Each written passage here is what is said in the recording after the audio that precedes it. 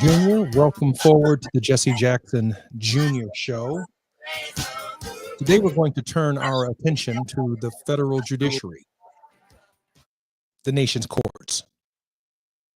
They too are under attack by Donald Trump.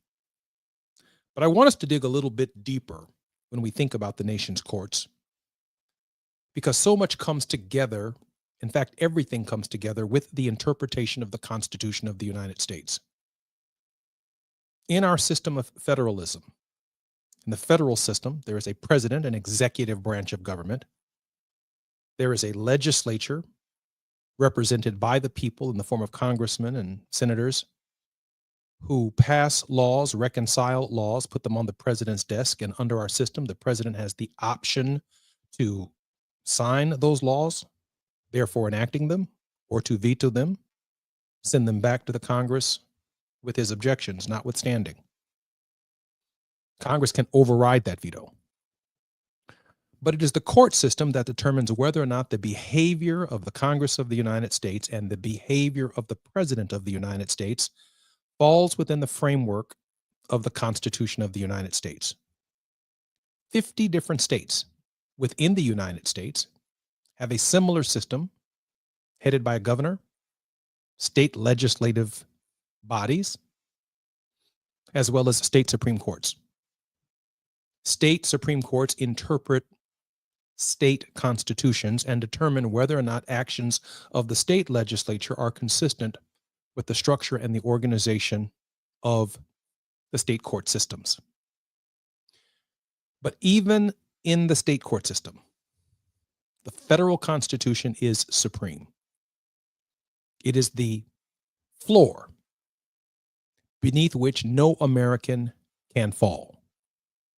Once the federal Constitution is amended to outlaw slavery or to grant citizenship rights and due process to the American people, or the right to vote, states must rise and raise their constitutions to the level of the federal constitutions. In fact, states can even extend more rights to the citizens of their states than the Constitution itself guarantees, but they can never grant or give fewer rights within the states, or those actions will certainly confront a federal judiciary, a federal judge who has the power to strike down that provision, that law, or even that state, very rarely happens, that state's constitutional provision, if in fact it falls beneath the floor of the federal Constitution. Towards that end, and before I introduce our guest, where we will discuss what's going on in our nation's court systems, particularly in Wisconsin, where Elon Musk is trying to buy a state Supreme Court seat to protect his interests and the interests of Donald Trump. I want to raise a question not necessarily about diversity on the court, but the direction of the court, the direction of human rights against the backdrop of human history. With America still being the youngest and newest idea in human history that has the power to grant more rights to more people than any other system conceived before the Declaration of Independence and ultimately the Constitution on September 17th, 1787, with the addition of the Bill of Rights in 1791. With that said, let me raise this question. I would rather have the Brown Court under Earl Warren, a court of all white men, and the direction of Brown versus the Board of Education, than the Roberts Court, which is the most diverse and most celebrated court in American history. But its direction is fundamentally different than what Earl Warren was able to accomplish with a unanimous vote, the litigation of the NAACP and other organizations, including the Leadership Conference and Education Fund, the Leadership Conference on Civil and Human Rights in 1954 and through 1957. The Roberts Court, 2 blacks, Clarence Thomas and Ketanji Brown Jackson. The Roberts Court, 4 women, Ketanji Brown Jackson, Amy Coney Barrett, Justice Sotomayor, Justice Kagan, 3 white women, 4 white males, Roberts, Alito, Gorsuch, and Kavanaugh, the most celebrated diverse court in the United States. But its direction is fundamentally different than that of human rights and expanding rights for all Americans. When we come forward, Lena Zworenstein is the Senior Director of the Fair Courts Program and Advisor for the Leadership Conference on Education Fund, the Leadership Conference on Civil and Human Rights. She's going to be our very special guest. Since 2018, she's led the organization's efforts to create a more fair judiciary that strives to achieve equal justice under law. She also leads the organization's strategy around the Supreme Court and executive nominations. Zworenstein previously served as the Director of Strategic Engagement at the American Constitutional Society. She's my very special guest on the Jesse Jackson Jr. Show. I'm Jesse Jackson Jr. It's afternoon drive time with Jesse Jackson Jr. Only on KBLA Talk 1580.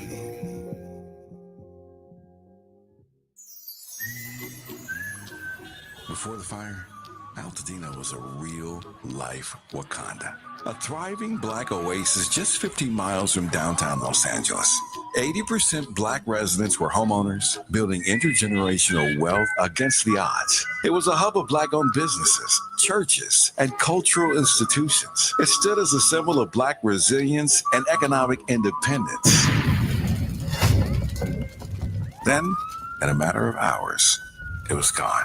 The fire tore through homes, swallowed businesses, and left behind a painful void. But was it just an unstoppable act of nature, or was negligence involved? Did officials ignore early warning signs? Were the response efforts delayed or insufficient? What role, if any, did corporate or government failures play? Survivors are demanding answers. Don't miss our KBLA Talk 1580 Town Hall. The Eden Altadena Fire, 100 days and counting, on Wednesday, April 16th, 4 to 6 p.m. at the Robinson Park Recreation Center, 1081 North Fair Oaks in Pasadena. Join Dominic DePrima, Nee Cordelai Corte, James Farr, Tavis Smiley, and a panel of survivors, community leaders, and experts as we commemorate Day 100 since the wildfires flared up, and we discuss where we go from here.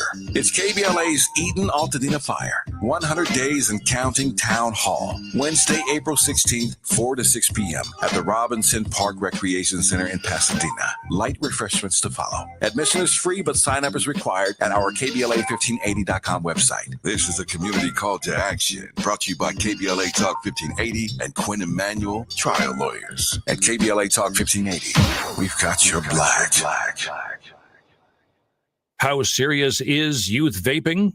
Irreversible lung damage serious. 1 in 10 kids vape serious, which warrants a serious conversation from a serious parental figure like yourself. Not the seriously know-it-all sports dad or the seriously smart podcaster. It requires a serious conversation that is best had by you.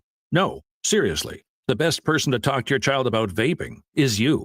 To start the conversation, visit talkaboutvaping.org. Brought to you by the American Lung Association and the Ad Council. Okay, everyone, what did you think of the chocolate bar? It's too chewy. Feels kind of chalky. Too much nougat. I need to go brush my teeth. Business is booming for Steph's small marketing research firm. After all these focus groups, there's only one conclusion. I need more researchers. And she's way too busy researching Does this have peanuts? to waste time researching resumes. I need Indeed. Indeed you do. Put our matching platform to work so you can spend less time searching and more time connecting with talented candidates. Visit Indeed.com/credit and get $75 towards your first sponsored job. Terms and conditions apply. Now back to more of Jesse Jackson Jr. on KBLA Talk 1580.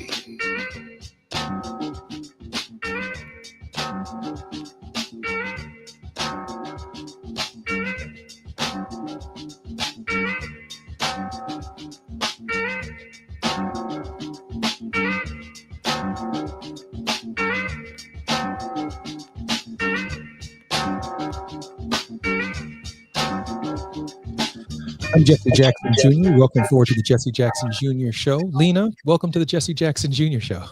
Thank you so much, Congressman. It's wonderful to be with you. I really appreciate you being here. Lena, I don't even know where to begin, but for my listeners, I want to make sure that my articulation of the federal system and the state system at the top of the show was okay with you. That is absolutely okay. You're exactly right. It is our federal courts and our state courts that are really at the forefront of making sure that there is a floor to our rights. Mhm. And, certainly it is up to the legislators, the federal government, and the state governments in order to create the laws. But it's up to the federal courts and those state courts to decide exactly what those laws mean and whether or not they can be implemented to its full intent, et cetera, et cetera. Lena, let me ask this question. The American people, and certainly I am at this hour, completely shocked by the, if you will, the coming together of Citizens United, the ability to spend an infinite amount of money in these campaigns, and the sheer amount of money that Elon Musk, one man, is pouring into a single Supreme Court campaign in the state of Wisconsin. And how does that bode for this democracy? It does not bode well. What we know is that when there is a huge infusion of money, and which is something that, as you're right, Citizens United, that really terrible Supreme Court decision helped unleash, it means that those with access to money and power can really control what our law says because they can control potentially who are in those seats. It is really unfortunate. One thing that you said earlier in your segment, too, is that there was a time where we had a US Supreme Court that abolished segregation in our schools and abolished that legal apartheid that we had in public education. I think because of the Brown versus Board of Education decision, we have seen this incredible backlash against our civil and human rights that have really come through in our courts. So going way back a couple not centuries, decades ago, a number of folks came together and said, wait a minute, we're seeing desegregation. We are seeing progress for so many people. What can we do to blunt that? And they decided to coalesce around this idea of free markets. Just a few months before serving on the U.S. Supreme Court, Justice Powell wrote a memo saying, you know what we have to do? We have to take over certain levers. We need to take over the federal judiciary. There are lifetime seats there, and we can do that pretty subtly. People might not notice. We have to discredit academia and we have to discredit the media. We are seeing now in 2025 so much of that happening, but I want to state unequivocally that is because of the progress that the civil rights movement made. We are seeing this concentration of wealth and power because of the progress that we have made. And I think that we're seeing it right now get unleashed in ways that is incredibly anti-democratic. And it is really providing the real grease to this autocratic takeover that I'm so worried about. Lena, when you when you spoke a few moments ago about the ability to influence these seats, what I find so particularly peculiar and unusual is that I've raised money for state representative races. I've raised money to help state senators get elected and even to support governors. Rarely, if ever, have I helped a judicial candidate in my home state raise money. What I have done is supported some that I think are qualified to be on the bench. I've read what the ABA and the NBA and other organizations have said about their qualifications, and I vote for those judges based upon their history of jurisprudence on the case, on a court or in a case. But rarely have I ever seen someone turn a Supreme Court case or any elected judicial case into political fodder, where it's not just the seat that the money can control. They can also control decisions, not only decisions that benefit the individual sponsor of that justice on the state Supreme Court, but these Supreme Court justices can also hear cases, criminal cases, against individuals in a state and have the power to overturn felony convictions at the Supreme Court level in the states, therefore unleashing the kind of terror upon the American people that we've not seen before in the history of the nation. That's right. I think what we are seeing is this influx of money in order to buy outcomes. In many states where they do have these judicial elections, even just a little bit of money can sway how the vote may go, because there can be maybe oil and gas interests, or in this case, Elon Musk, running ads that may have nothing to do with actually the qualifications of these nominees, that have a lot to do with getting out a very specific message that tends to be anti-democratic. And so I think it's really important for people, when they are looking at, if they are in a state or a locality where their judges are elected, that they really do the due diligence that you're talking about, looking at what the ABA may say, look at what the Bar Association say, look at their record. What type of experience do they have on the bench? When it comes to our federal judges, those are lifetime judges that the president nominates, and then the Senate has the opportunity, or sometimes the misfortune of having to consider, and they do the confirmation process. So there are different systems depending on where you live. But at our federal level, I think it's a really important thing to focus on too, because a lot of money can really come in, even at that level, to try to help influence where those judges go. Often at times, and what we're seeing right now with our courts, is that they really have been the backstop. They have stopped this administration from doing some of its really cruel agenda, because it is unlawful, because it is unconstitutional. But what these entities, people like Elon Musk, what President Trump himself wants to do, is not only change the law, but change who is deciding what the law is. And that is something that in his first administration, President Trump unfortunately did very well, and wants to see that accelerated. And we're seeing that particular acceleration now happen at the state court level as well. I thought it was fairly amazing that in the past campaign, Kamala Harris, through the support of a lot of African-American women organizations, but people of goodwill across the country, was able to exceed fundraising of $1 billion in her initial efforts to become the Democratic nominee and ultimately president of the United States, for which obviously she failed. But I want our listeners to appreciate and understand the size and the scope of Mr. Musk's money. He has enough money to put $2 million or more in every congressional race in the United States, and he would not miss it. Which means, for example, in 2026, while we're looking at this momentum in the streets, people resisting President Trump's efforts, the Doge efforts, the efforts to undermine Social Security, USAID, the Department of Education, Social Security, and on and on and on, we could be looking at the most expensive midterm elections in the history of the United States in 2026. Your thoughts on that, Lena? I think it is really unfortunate, but what it tells me is that they know that they are on the wrong side of it. If you have to put so much money in to races like this, and these judicial races, you know what they're trying to do is curtail your rights, curtail your ability to actually have the opportunity to vote on this, and to have it be right sized, so that it is not this huge influx of money that is able to overwhelm what the people actually want, that is going into potentially, and what we have seen in a lot of instances, a lot of mis and disinformation in particular, whether that is to discourage certain communities from going out and exercising their vote, to spreading mis or disinformation about a potential person's record, whether it is inflating who they want to see, or deflating and going after and using very dirty tactics against other nominees as well. So I think what it says is that they know that our courts have been really at the forefront of stopping a lot of the harm, of also recognizing a number of our rights, whether that is to marriage equality, the people who are transgender, for them to be able to live with dignity, that this is really a way in which our courts have been doing what they should be doing. And we're seeing that, unfortunately, too many very, very wealthy interests are trying to combat that and trying to influence that process.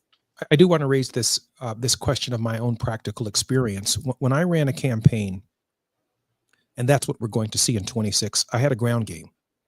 That's 100 or 200 volunteers wearing Jesse Jackson Jr. T-shirts across the 2nd Congressional District. I call that the ground game. They knock on doors, they get petitions, they carry flyers, they talk about the positives of what the congressman has done as their representative. Then there is the, if you will, the low-level game, which is expensive. It is the ability to find the voter registration rolls, buy them from the Secretary of State, of registered voters, high propensity voters, people who voted 4 out of the last 4 of elections, 3 out of 4, 2 out of 4, and less mail to people who voted either 1 out of the last 4 elections. I know where to spend my money because I know who's likely to turn out at that level of the game, right? Then there's also the billboard game. You're sitting on the Bishop Ford Freeway or the Dan Ryan Expressway or the Kennedy.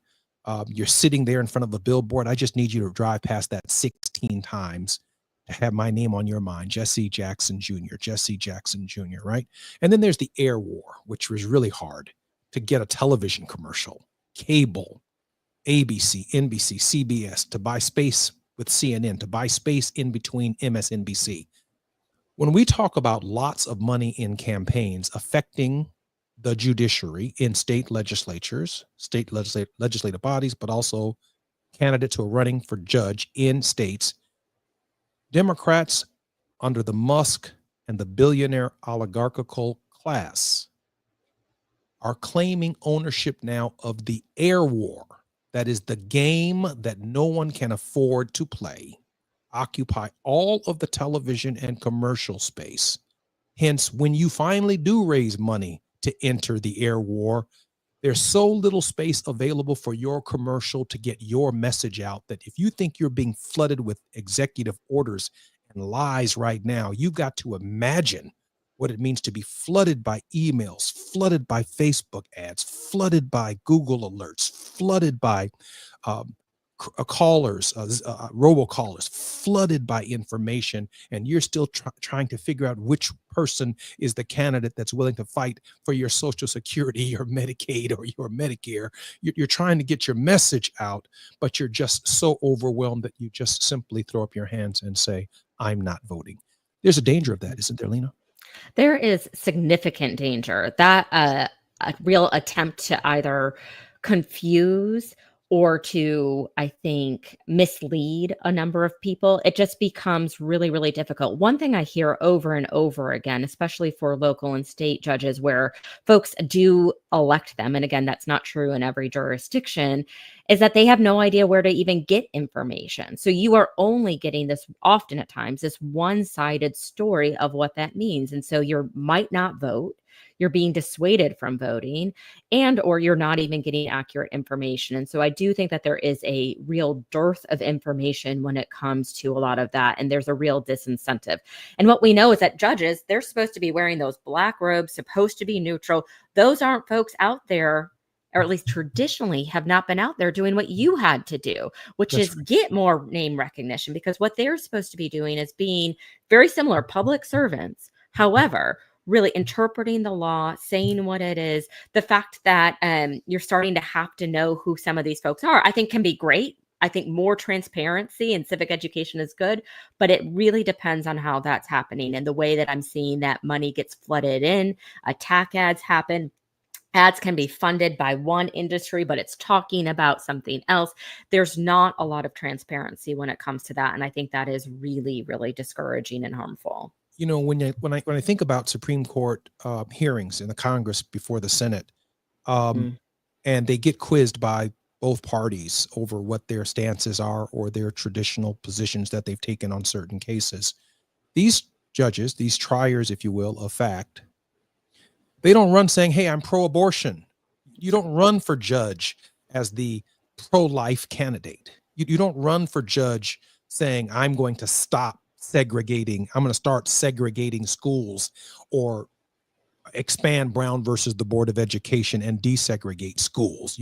They don't have a position that allows a voter to say, I'm voting for you because you've already prejudged a case before it's even brought before you, but you're running, as you stated correctly, Lena, a political campaign to convince voters which side of the great American divide that you're actually on.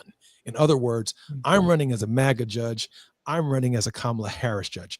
Lena, before we come forward, we have about 1 minute for that response, and then we'll continue our dialogue.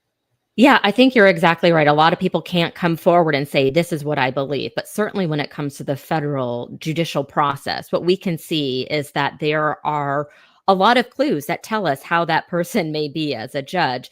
Unfortunately, during the first Trump administration, he had 234 lifetime judges confirmed.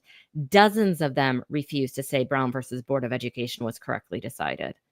To me, that was astonishing. And I even it makes my stomach drop every single time I think about it. So there are clues. We can see what type of advocacy have they done throughout their entire career that give us that indication of what they might do when they're on the bench and in the lifetime seat when it comes to the federal courts.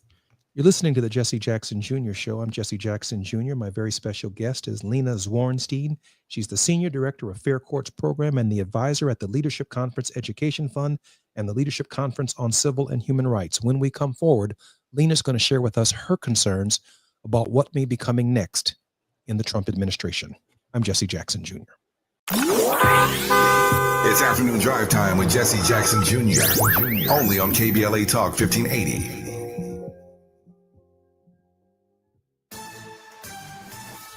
I'm Doug Davis with 4 things you should know with BIN News. President Trump promised Liberation Day is 2 days away. On Wednesday, new reciprocal tariffs are set to take effect against Canada, Mexico, China, and the European Union. The tariffs are expected to cause financial strains for many Black Americans.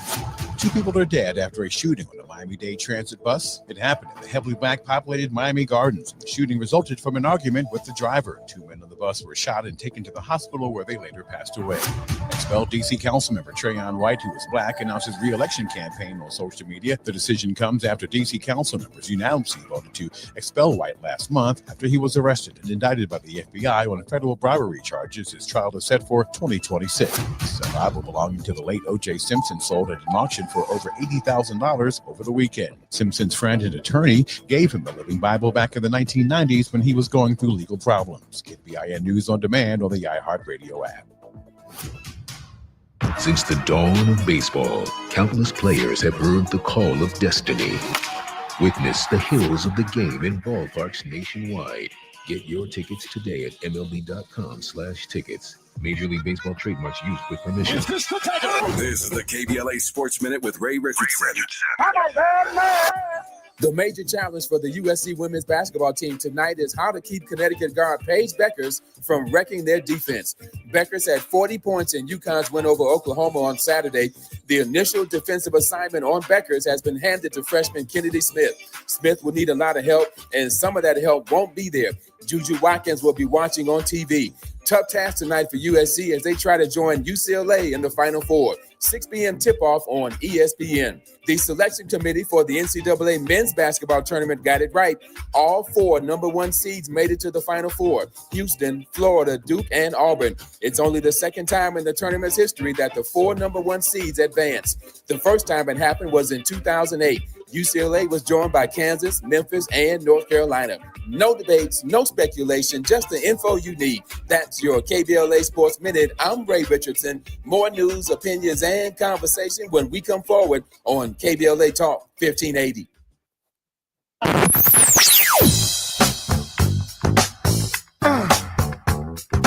This is KBLA Talk 1580. Talk radio. That's music to your ears. We're unapologetically progressive. KBLA Talk 1580. We've got a lot to talk about. Hi, I'm Zoe Williams, a.k.a. the voice of reason, encouraging you to join me weekdays from 7 to 9 p.m. for the world's most intriguing relationship radio roundtable. Every night, I facilitate and encourage our loyal listeners to participate in the most engaging relationship discussions you'll hear anywhere. So make it a point to rendezvous with me, Zoe Williams, the voice of reason, Monday through Friday, 7 to 9 p.m. Pacific Standard Time. Trust me, your relationships will never be the same. The VOR is on fire tonight. Unapologetically progressive. KBLA Talk 1580. We've got your black. KBLA Talk 1580 is pleased to announce that, like George and Wheezy, we're moving on now. Earlier this year, we were named as semifinalists for the American Climate Leadership Awards 2025. Wait for it. Wait for it. You ready? KBLA Talk 1580 was recently selected as one of 10 finalists being considered for this prestigious award. Hundreds of organizations, institutions, and even cities were nominated in the selection process. But KBLA Talk 1580 has made it to the finals. You're invited to watch live on Wednesday, April 16th at 10 a.m. Pacific, 1 p.m. Eastern, 12 p.m. Central, as Eco America announces the winner and the runner-up, awarding over $200,000 in prize money. To watch live, just go to ecoamerica.org to register and attend the online ceremony. That's ecoamerica.org. Don't miss the presentation of the American Climate Leadership Awards 2025, Wednesday, April 16th, and wish us luck. Caring about the climate, caring about the community, changing the conversation. We're KBLA Talk 1580, and we've got your black. You're listening to Jesse Jackson Jr. on KBLA Talk 1580.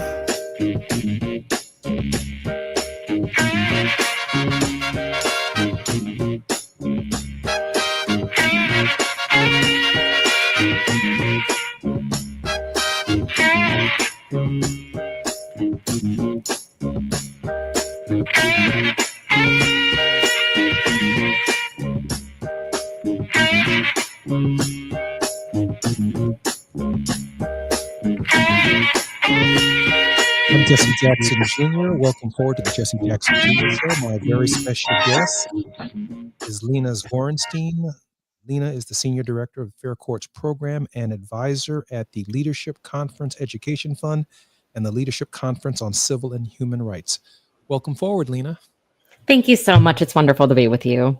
I want to give you some time to opine on what we can expect in our future, but I did want to add a point that you made just before we had to pause for station identification and pay the sponsors. The idea that those judges who came before the judiciary could not respond favorably one way or the other about Brown versus the Board of Education is just astounding to me. Because without Brown versus the Board of Education and a correct interpretation of the 14th Amendment, it is impossible to get to the 64 Civil Rights Act, the 65 Voting Rights Act, public accommodations legislation, which all relied heavily, those congressional actions relied heavily upon that interpretation to advance the idea of the civil rights movement. That's astounding to me. Did you want to say something else about that in addition to opining on the idea that there's a lot more coming?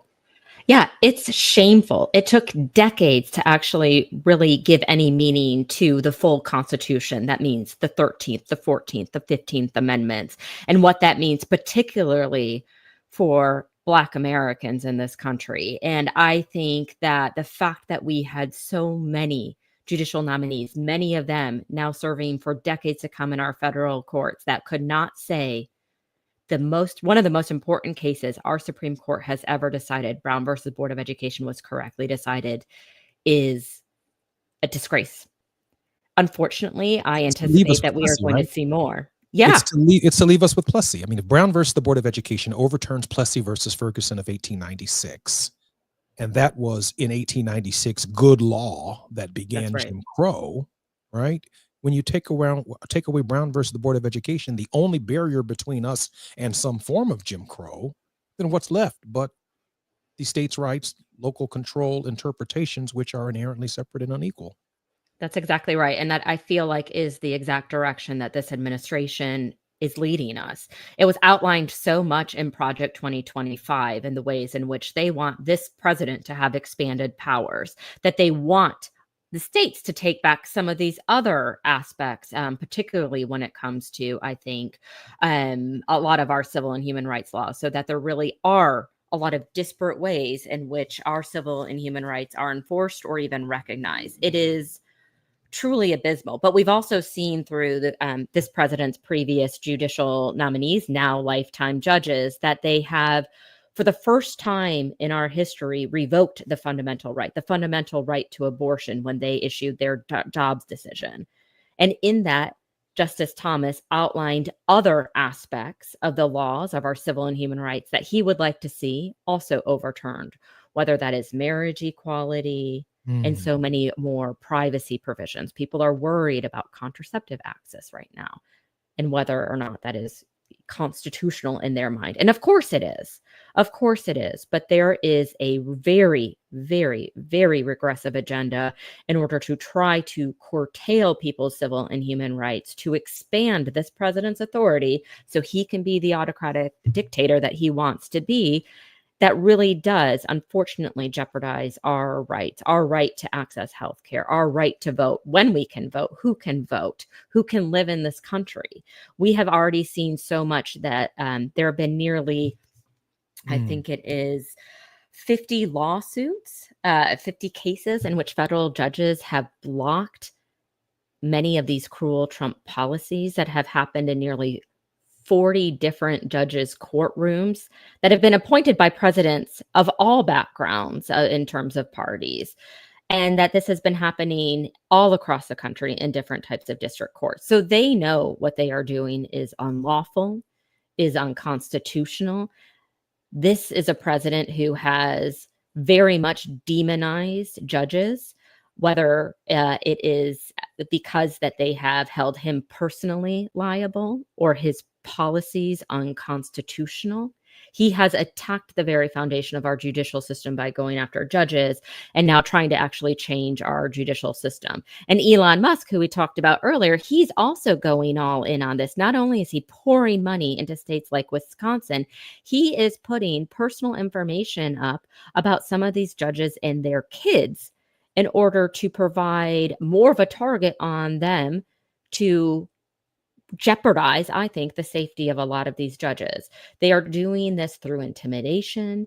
They are now also getting their enablers in Congress to help pass legislation that would also change the law, potentially doing things like limiting injunctive relief. That is something that the House is going to be voting on this week. And what that means is that, for example, when this administration has an unconstitutional and unlawful policy, a judge in a district court can say, hold on, we're going to temporarily pause this.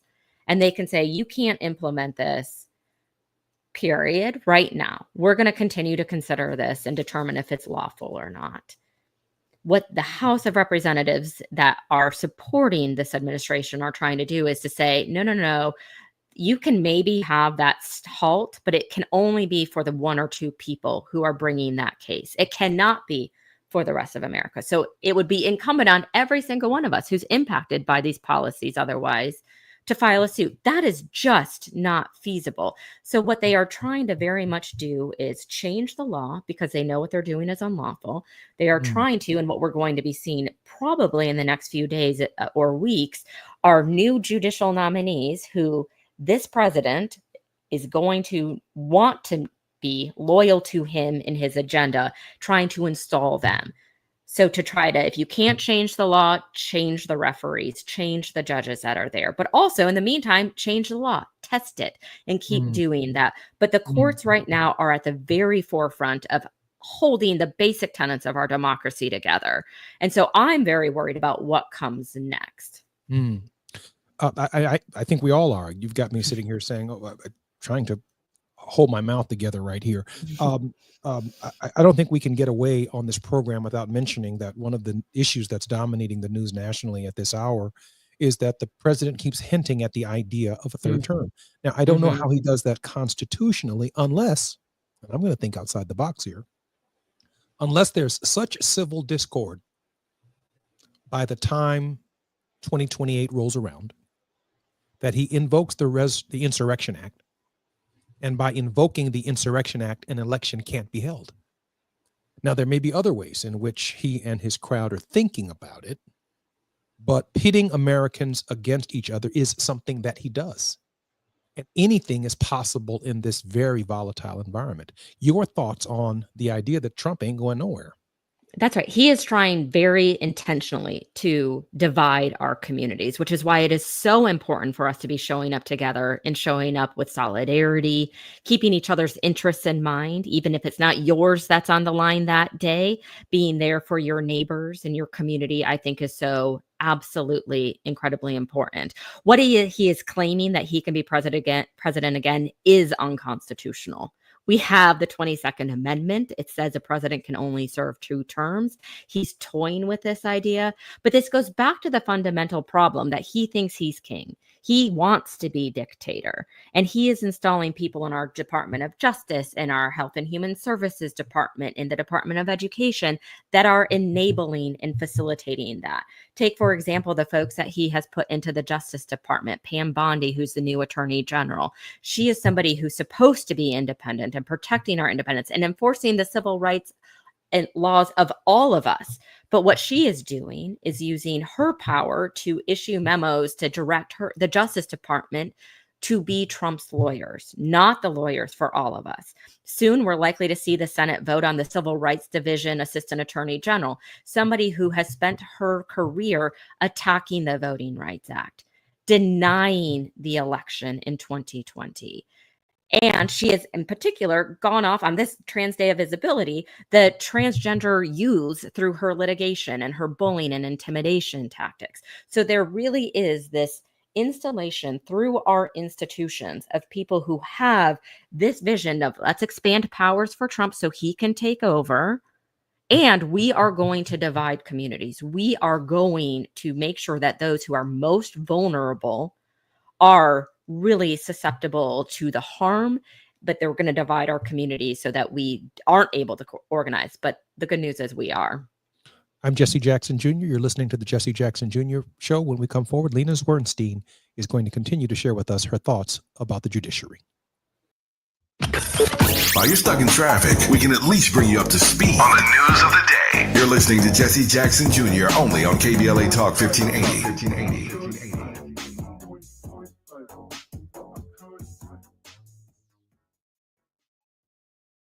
LA property owners, join us to house more veterans. By accepting veteran housing vouchers, you will receive guaranteed rent while providing a stable and safe home that will make a difference in their lives. Help house our heroes. Expedited processing and dedicated support for property owners is available because every veteran deserves a place to call home. Email houseourvets at lacity.org, HOUSEOURVETS at lacity.org for more information. Hi, I'm Dominique DePrima, and it's almost time to celebrate KBLA's 4th anniversary, coming up Juneteenth 2025. We'll be marking the achievement with 4 key community events, including a special symposium, luncheon, and brain trust hosted by me entitled The State of Black Women in Los Angeles. Keep it locked here for details on how to join us for this groundbreaking symposium examining the unique challenges, triumphs, and contributions of Black women in Los Angeles in the areas of education, healthcare, community leadership, cultural and political contributions. This public convocation will provide a critical forum to address the specific social, economic, and political realities facing Black women in LA today. We'll go live with a radio broadcast and YouTube live stream, a public discussion, and a private dialogue with some of LA's most impactful women. It's an affirmation of Black women standing at the intersection of race and gender in times of adversity while demonstrating remarkable resilience and leadership. We will listen and we will speak out and be heard, all in service of finding opportunities and solutions. Please plan to join us in celebrating our 4th anniversary by amplifying the voices of Black women. For more on our symposium and 4 events celebrating 4 years on the air, simply stay tuned or keep an eye on KBLA1580.com and help make this Juneteenth more jubilant with all of us at KBLA Talk 1580. The following is not a contest and is a paid advertisement by Family Vacation Getaways. Airfare not included. See FVGradio.com for complete details. If you want a 100% complimentary stay at a luxury resort in Cancun, airfare not included, then Family Vacation Getaways is your ticket to paradise. See website for complete details. We're giving away 5 days and 4 nights to the first 50 callers who can name an animal that lays eggs and is not a bird. An animal that lays eggs and is not a bird. Do you know it? Call now, 800-868-6431, 800-868-6431. You're also eligible for an exciting bonus vacation to Orlando, Florida for just $498. And don't worry about anything ruining your plans. We can extend your travel up to 18 months. Name an animal that lays eggs and is not a bird, and get your complimentary Cancun resort stay and an optional bonus vacation to Orlando for just $498. What are you waiting for? Call 800-868-6431, 800-868-6431, and give us your answer. Proceeding is not sponsored by this station or its affiliates. My mom has decided to learn to paint, and she's good. My dad's now into creative cuisine, and I've already put on 6 pounds. Learning new things comes with age. My mom, she started forgetting my name and what we're talking about. Forgetting well-known things doesn't. Memory loss may be a sign of Alzheimer's disease. Early detection gives you and your loved one time to plan for the future. Learn the warning signs of Alzheimer's at 10signs.org.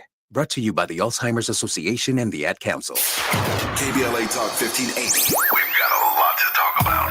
KBLA Talk 1580 reminds you, when we fight, we win. The Youth Justice Coalition is challenging America's addiction to incarceration and discrimination. YJC works to dismantle policies leading to mass incarceration, law enforcement violence, and the school-to-prison pipeline. Their approach, transformative justice, community intervention, free LA high school, legal defense, and system monitoring. YJC promotes safety without relying on prisons. Their goal, prevent system contact and help people exit the system through direct action, advocacy, and education. Want to get involved or need help? Call 323-235-4243. That's 323-235-4243. Join YJC in creating change. When we fight, we win. KBLA Talk 1580, your voice for justice. This is a community call to action from KBLA Talk 1580.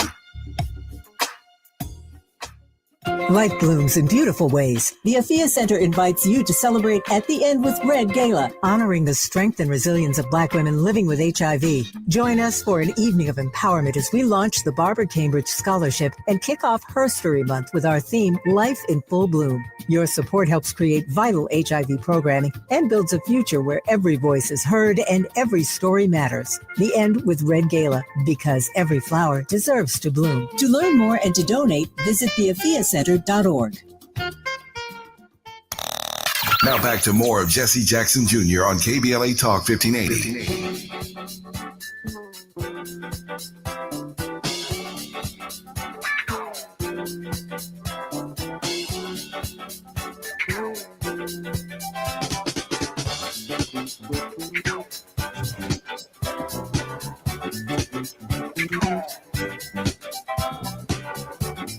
I'm Jesse Jackson Jr. Welcome forward to the Jesse Jackson Jr. Show. My very special guest is Lena Zworenstein. She is the Senior Director of Fair Courts Program and Advisor at the Leadership Conference Education Fund and the Leadership Conference on Civil and Human Rights. Lena, welcome back to the Jesse Jackson Jr. Show. Thank you so much for having me. I'm going to put you in a little bind here. Okay. I don't want to engage in ageism, but I have to engage in ageism in order to not engage in ageism. And by that, I mean, Donald Trump and the Federalist Society are clearly advancing 30-somethings, 40-somethings, 50-somethings. And on the liberal side of the political spectrum, I keep hearing, the 70-somethings are the new 30-somethings. I'm like, wait a minute now. Wait a minute. And then I see Dick Durbin, struggling to get to work. God bless him. Great public servant, decades in public office. But, this is becoming increasingly a young person's game. It's like they see the next 50 years. They see the next 60 years. And hence, I played college football high school football against Kavanaugh. He was at Georgetown Prep. I was at St. Albans High School. When I entered high school at St. Albans, on the senior basketball team, the Letterman squad of the basketball team was Jeb Boasberg. I was on the junior varsity team. He was on the varsity team, along with Chip Brown and Lester Lyles. I say that to say that when I think about Sotomayor and I think about the federal bench and those that we offer up as liberals, if you will, who I personally don't believe go far enough in their constitutional interpretations. I think we know now what conservatives can do. We can see powers that Barack Obama did not exercise. We can see powers that Joe Biden did not exercise. I mean, I hear you, Gavin Newsom. I hear you, J.B. Pritzker. I know you want to be the Democratic nominees, but show me your first 100 executive orders on day one. You don't need to spend the first 100 days slowing the process down. What are you going to do with 100 executive orders that are constitutional? In fact, that Lena herself may even draft. If I were president. Lena, let's talk strategy just for a second. We've got about 8 more minutes in the program, and then I want to give you the opportunity to conclude. But I also want to give you the opportunity to share with our listeners how they can support your work. Lena, Absolutely. Yeah, well, I think you're exactly right. Maybe not necessarily from an ageist approach, but to really be conscious of this. This president right now is going to be installing people who are in their 30s and 40s, who will be in power in these lifetime federal judgeships for decades. For decades. The work that every single generation has done in the civil rights movement has been to create more equal justice for more people. But when you have judges who are installed in these types of positions, and it's incredibly difficult to remove them, despite what some House Republicans want to be doing right now, you have to go through an impeachment process. It is rarely used and rarely successful by design, because judges are supposed to be able to follow the law, even when it is not popular. Unless you're Jeb Boasberg and they want to turn the plane around, and you ordered them to turn the planes around. That's right. And then they're going to start. For it. Exactly. And we need to have judges who are willing to say, this is my court order and it needs to be followed. We have to have those. We cannot have Trump loyalists, people who do not respect the rights of Black people, who do not respect the rights of brown people, who want to see all of the immigrants in our country harmed, who want to see women unable to access basic health care. Those folks will long outlast Trump in his administration because they are in these lifetime judgeships. Now, he had 234 in his first administration who he thinks and gets really mad when they don't do his bidding and they follow the law. So we know that he, the Federalist Society, and a handful of other really extremist folks are going out and picking those who we haven't seen who they've selected yet, but I have, based on past knowledge and what I have seen so far based on the executive nominees, folks like Harmeet Dillon, who's been nominated to lead the Civil Rights Division, that these are folks who are at the tip of the spear of rolling back our civil rights. They are the ones who are attacking the Voting Rights Act. They are the ones who are attacking public education and the education equity and so much more. So it is really important that we pay attention to this. Now, I do want to give kudos to the Biden-Harris administration ranking member of the Senate Judiciary Committee, Dick Durbin. During the Biden administration, 235 lifetime judges were confirmed. That includes the incredible Justice Ketanji Brown Jackson, who I think is an exemplar of who we should have on the bench. Someone who knows history, teaches everyone, schools us, and is on the right side of the law. Absolutely. And history. But in order for us to get back there, we are going to, for the next few years, have to fight for our lives, fight for the basic tenets of democracy. And these judges, as we've talked about with the state elections too, it gets confusing. When it comes to our federal judges, the president nominates them and the Senate has a constitutional duty to provide what's called advice and consent, which means they get a chance to listen to them in Senate Judiciary Committee hearings, and the full Senate, every senator gets to vote on every single one of those lifetime judges. Very rarely do they get calls from their constituents about this to even ask, hey, what are your priorities when you're considering who should be a federal judge? What about this person? What about this person? So even then, what I'm encouraging folks to do is make a few phone calls to your senators to talk about it. The other thing I just want to say in these really hard and dark times is witnessing is work. You have to witness in order to be able to tell history correctly.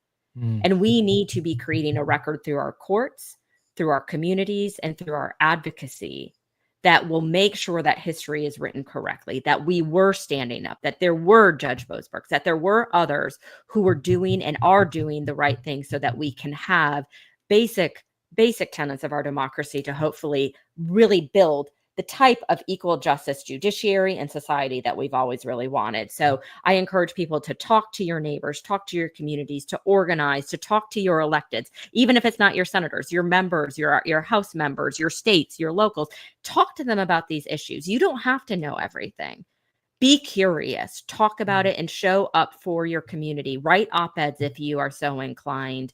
Make sure you do vote if you're eligible and able to do so. They're making it hard because they don't want you to vote the way that you want to. And so I really think it is absolutely critical that we all have this role to play in what seems to be this really gigantic, confusing system.